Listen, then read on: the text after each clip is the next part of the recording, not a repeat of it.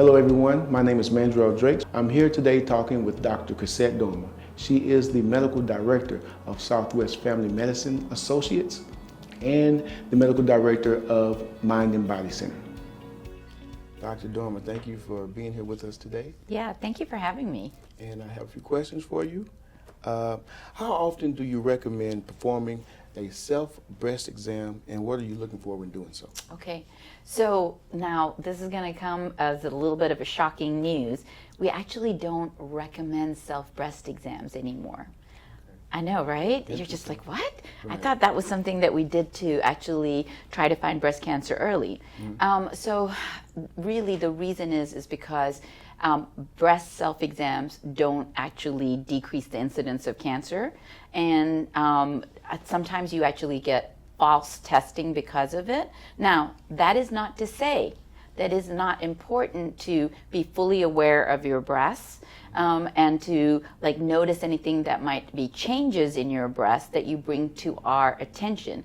But when you educate a population of people in regards to a specific ask, whether it's a self-breast exam or a testicular exam, you have to have shown that it actually makes a difference, okay? So in regards to, do we recommend self-breast exams? Not logistically, but do we ask that you are comfortable with your breasts and that you are familiar, and should you notice anything that is different, would you bring it up to your doctor? Yes, very importantly. So some breast cancers present where the top part of your breast looks like orange peel and it feels like a textured version and it's not smooth like your breasts usually feel. And that obviously is an abnormality that you would notice if you were self-aware. In addition, if you are moving and all of a sudden you're like, oh, what is that? And you feel something that is tender or hard, then you definitely want to bring that to our attention. And so there is breast cysts that occurred that will feel very different in your breasts, and you'll end up with pain. And that's something that you would want to bring to your doctor. So whether we no longer recommend monthly self-breast exams is neither here nor there. What we do recommend is self-awareness and coming to the doctor whenever you notice anything. And so those are some of the things that I think will help you find something that might be abnormal.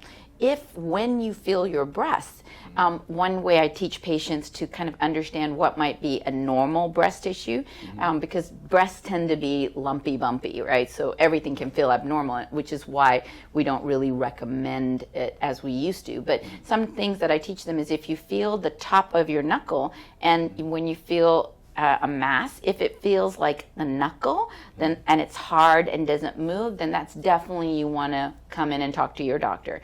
If on the other hand it feels soft and boggy and mushy, like in between your first finger and your thumb, if it feels like that, then you think, oh, that might be a cyst, or it might be a part of your just normal breast tissue. Do you want to feel and see what the difference is? Do you feel that? And then now feel this. Okay. So very different sensation, right? Okay. Exactly. So that's what I would say in regards to self-breast exam. Okay. Wow. Okay. Thank you. News, right? Yeah. I know. One of the other questions you kind of hit on that. What circumstance would warrant someone to consider seeing a doctor if they think they may have some type of breast cancer? Yeah. So, well, first thing is, anytime you feel something, don't assume it's breast cancer, right? We want to stay calm, not get overexcited. And so if they feel a lump or a mass or some changes, as we just discussed, those like topical changes where the tissue looks different or the sensation of the lump feeling hard and immobile, you want to bring it to our attention sooner. I find patients sometimes they'll come in and they'll say, oh my gosh, I've had this for 6 months and I've just been meaning to come. And then when it is a mass and it could have been detected earlier or addressed sooner, then it's unfortunate that we've lost a period of time. Okay, thank you. My mother had been diagnosed with breast cancer 26 years ago, Uh-huh. and she caught it at its early stages as well. Uh-huh. Next question is, how often are mammograms recommended? Kind of a two-part question. How often are mammograms recommended? How much does family history dictate what to do regarding breast cancer? Yeah, so that's a two-part question, and actually it's kind of a changing field right now. Okay. And there are different boards that recommend different screening recommendations. So, for example, the U.S. Task Force, and like right now recommends that you do screening mammograms starting at 40 every other year, and then at 50 it's every year until 74. But then other boards like the American Cancer Society have different recommendations. But what they all say is based on your family history and your personal history, then you want to make a shared decision between you and your doctor. And so some doctors still do mammograms like 40 to 50 every 2 years, and then 50 every year. And then even after 70, if someone has a family history or has a personal history of breast cancer, they follow a set of recommendations between them and the patient that is very individualized. In regards to risk and family history, so if you have a mother, a sister, or a child with breast cancer, that obviously puts you at higher risk. And if any of them or you are tested thereafter for a BRCA1 or 2 gene, and there's actually lots of other genes too that can be tested for that can see whether or not you might be at higher risk, then your screening recommendations would be different. Gotcha. Okay, so it's primarily based on the relationship and the information doctor-patient. It is, yeah. There are some general screening recommendations in regards to everyone kind of is like at 40, but then really it's individualized medicine, which we call precision medicine, because even though there are overriding basic recommendations, and insurance companies typically will cover it like every year or every 2 years, it really needs to be what your needs are based on you, your doctor, and your breasts, because breast tissue is different. We'll come to that, I'm sure. Okay. How important is early detection and its links to the survival rate? Yeah, well, you were saying that your mother, right? 26 years ago, so she's still alive. Right. And because she caught it early, she's still alive, right? And so the sooner you get it, obviously then you won't hopefully have a metastasis, which means that it's gone from just your breast tissue to the lymph nodes and then potentially to your brain or your lungs or your bones. And so that is the most important part of, if you find a mass, to find it early and then get into your doctor sooner than later.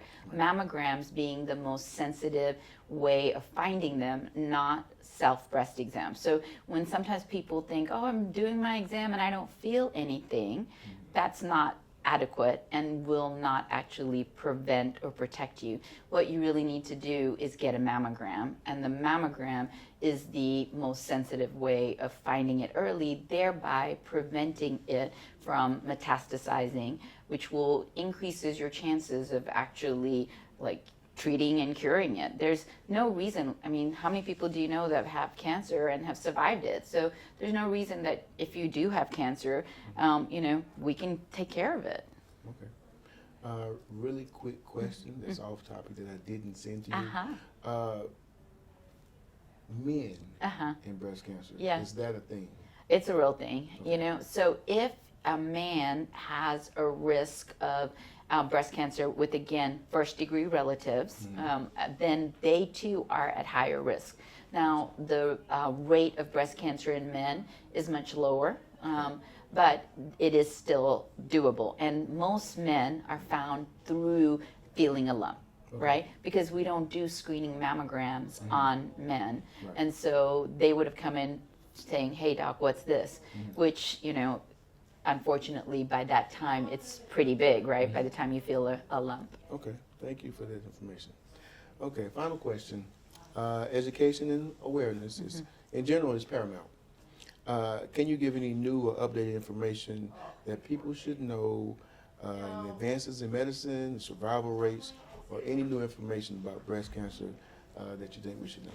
Yeah, so on September 10th, they just came out with a new kind of recommendation, and it is in regards to dense breasts. And this is actually very important because if you have ever had a mammogram that shows that you have dense breast tissue, then dense breast tissue makes it very hard to detect on mammogram an abnormality. On the screen, you'll see that type A and B tissue on a mammogram is nice and fatty, and so that's black, and then the x-ray can actually see it. If there is an abnormality such as a calcium deposit or a cancer or mass, if it's black against a white area, you'll see it much easier, and those are considered not dense breasts. But type C and D categories are much more fibroglandular, which means lumpy, bumpy breasts. And they, when you look at the pictures, you'll see that they tend to be a lot more white in the images. And so if you have a cancer and it's hiding behind a part of normal breast tissue, it's just harder to identify. And so as of September 10th, they will be actually going back and changing mammogram readings if they haven't started to put it in, or if you get a mammogram reading now, it will look a little different than previously, where it will say your breast tissue is dense, therefore you might not be able to find breast cancer, and that is something that you want to discuss with your doctor. Now, right now, there isn't a set recommendation set as to what to do if your breast tissue is dense, and 50% of women have dense breasts, right? Okay. But some of the things that are optional that should definitely be investigated, especially if you're high risk, is a 3D mammogram or an MRI. So they're not 100% yet, and there isn't a recommendation of which one to do first. But I would definitely suggest that if you have dense breasts, that you should ask for a 3D mammogram, because it will allow them to have a better view of your breast tissue, thereby decreasing the risk of a false negative, meaning the mammogram said you had dense breasts and you do not have cancer, but that's not necessarily true, because they might have missed it on people whose tissue is very dense. A 3D mammogram, for everyone that's had a mammogram, a 2D, which is a regular mammogram, is they flatten your breast from top to bottom and then side to side. A 3D then actually does these like small slices, where it then does it kind of in a circular motion. So then now you can have an image that is 3D, and that way you can kind of see things that are maybe hiding. So I would definitely ask for that. Some imaging centers don't have 3D yet, but I assure you that that is coming, and self-awareness is the best way to prevent disease, and knowledge is power. Thank you, Dr. Dorma, for that information. Hopefully everybody got something out of it. If you want more information about cancer, cancer prevention, or all things relating to cancer, you can come out this Saturday to the 5K Cancer Awareness Walk and Safety and Community Fair, and you can get that information. Come join us, 8 o'clock, Mockingbird Station. Thank you.